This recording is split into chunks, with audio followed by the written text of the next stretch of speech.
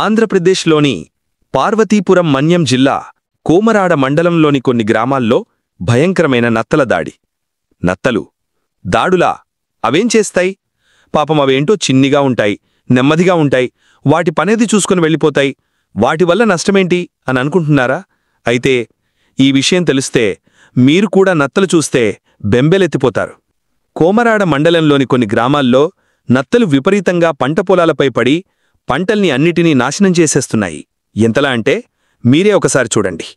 ఒళ్ళు గగుర్పాటు చేయి విధంగా. ఎప్పుడూ లేని ఈ నత్తలు వేల సంఖ్యల్లో పంట పొలాలపై విరుచుకుపడ్డాయి. సాధారణంగా నత్తలు తడిగా ఉన్న ప్రదేశాల్లో, అంటే ఎక్కువగా వర్షం పడే ప్రదేశాల్లో ఉంటాయి. కానీ ఈ మధ్య అసలు నత్తలు కనబడ్డం అరుదుగా జరుగుతుంది. కానీ ఎందుకని ఈ నత్తలు ఈ గ్రామాల్లో ఎక్కువగా ఉన్నాయనే విషయాన్ని గ్రామస్తులను అడిగితే వాళ్లు ఇటీవల కాలంలో కేరళ నుంచి ఒక్క జాతికి చెందినటువంటి మొక్కలను తెచ్చి ఇక్కడ సాగు చేయడం వల్ల ఆ మొక్కలతో పాటు నత్తల యొక్క లార్వా వచ్చి ఉంటాయని, వాటి వల్లనే ఇవి ఇక్కడ అంత వృద్ధి చెంది ఉంటాయని ఆ గ్రామస్తులు చెప్పుకొస్తున్నారు.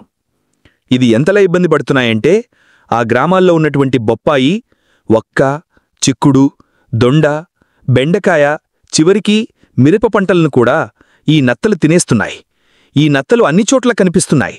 రోడ్లపై, ఇల్లుపై, కరెంటు స్తంభాలపై, చివరకు ఇల్లుల్లోకి కూడా ఈ నత్తలు వచ్చి చాలా ఇబ్బంది పెడుతున్నాయని ఆ గ్రామస్తులు చెప్పుకొస్తున్నారు.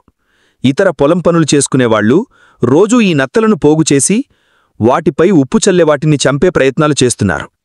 వీరికి కనీసం 2 సంవత్సరాల నుంచి ఈ సమస్యను అనుభవిస్తున్నట్టు చెప్పుకొస్తున్నారు. ఈ నత్తలను వదిలించుకోవాలంటే ఉప్పు ద్రావణం మరియు కాపర్ సల్ఫేట్ ద్రావణాలతో వాటిపై చల్లడం వల్ల ఈ నత్తలను వదిలించుకోవచ్చు. కానీ ఈ నత్తలు పూర్తిగా పోవాలంటే క్రమం తప్పకుండా నివారణ చర్యలు చేపడుతూ ఉండాలని doctor YSR horticulture university anthology విభాగం వారు చెప్పుకొచ్చారు.